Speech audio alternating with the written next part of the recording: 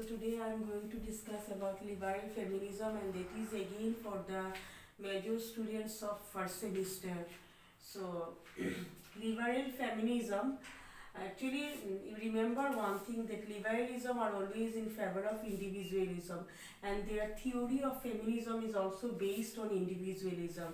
That means those who are the liberal thinkers, they always put stress on the development of the individual, development of their inner qualities.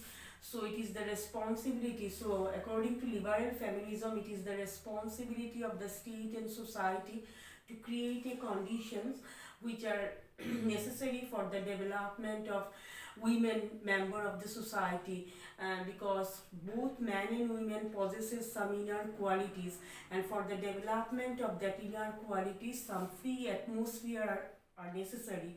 So it is the responsibility of the state to create that free atmosphere, do not interfere in their day-to-day life, and give equal opportunity to both man and woman so that they can develop their inner qualities. And if the women are in a position to develop their qualities, if the situation is good enough to develop their condition, then they also equally contributed for the development of the society. So it is the responsibility of the state not to create differences between men and women, as they have recognized the individuality of man.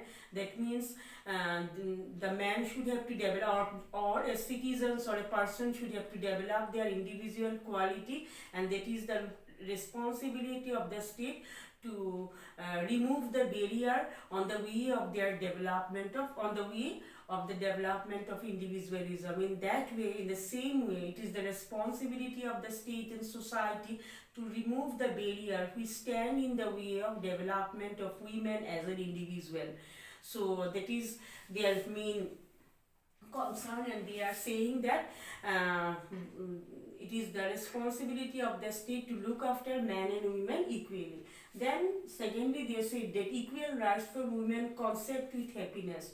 So though some of the feminist thinkers, liberal feminist thinkers, they said that if the women enjoy the rights, if they are enjoy various kinds of rights, especially the political rights, they will ultimately realize that they are playing a role in the society, they are playing a role in the country, and as they realize that they have also a part to play in the administration of the country, in the political system of the country, in the economic system of the country, that will give happiness to them.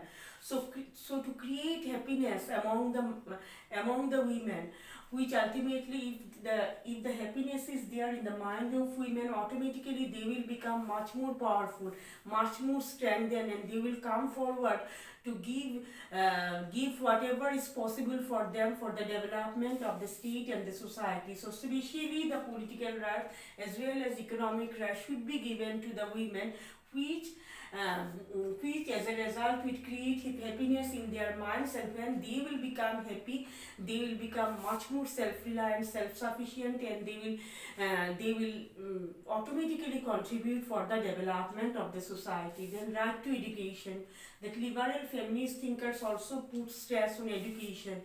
They said that spread of education among women is a must for the development or emancipation of women, because without education women cannot able to judge what is right and what is wrong for them, and what should be their duties and what should be their responsibilities, as well as what should be their rights.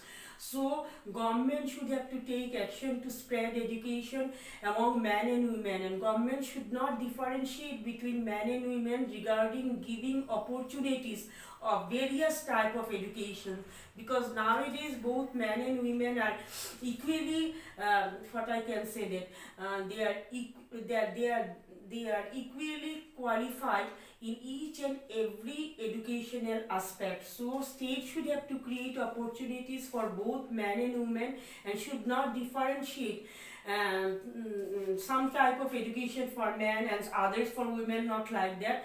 Or education should be open for all, and if the women get the chance to become really educated, then they will come to know what feminism actually means, and they can enlarge the concept of feminism, because educated women or conscious women, they can actually judge the concept of feminism more properly, more rightly than that of uneducated person. Because for uneducated women, they cannot understand what is feminism, why feminism is required, all these things.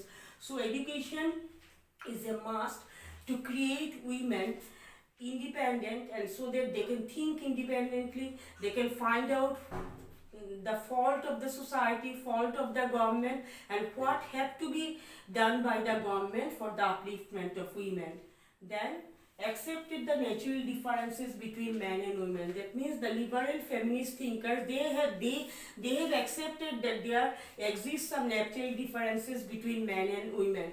Okay, so whenever we are conferring certain duties and responsibilities to women, all should have to remember that natural differences between men and women. But because of the existence of natural differences between men and women, there should not be any partial treatment among men and women. They should be treated equally. But only thing is that as some differences exist between them, and it is very natural, so while giving the work or workload or anything to women, that thing should have to be taken into consideration. And inclination of mind, outlook, preferences of men and women are different. Actually, the mindset of women, the outlook of women or preferences of women are not like that of men. So and that must be taken into consideration by the society and the government, because some of the instinct, especially present in women, and not some of the instincts, some of the preferences. As for example, women are much more emotional, they are little bit they are more concerned about their family life or other things, and they are also peaceful in nature. So all these qualities of women should be taken into consideration, and these qualities should be used positively for the development of the society. This feminine quality may be used for the betterment of the society. So this is liberal feminism. First one is based on individualism. That means all should be given equal opportunity for the development of their inner qualities. Then rights should be given to women, especially the political rights, which ultimately create happiness among them. And right to education should be there, which will actually transform the women to think what is right and what is wrong for them. And there exist some natural differences between men and women. Taken into consideration that natural differences, government and society should have to provide equal opportunity to men and women. And some of the feminine qualities of women should always be given preferences by the state and society, and that should be used for the betterment of the society. So this is in nutshell about liberal feminism. Thank you.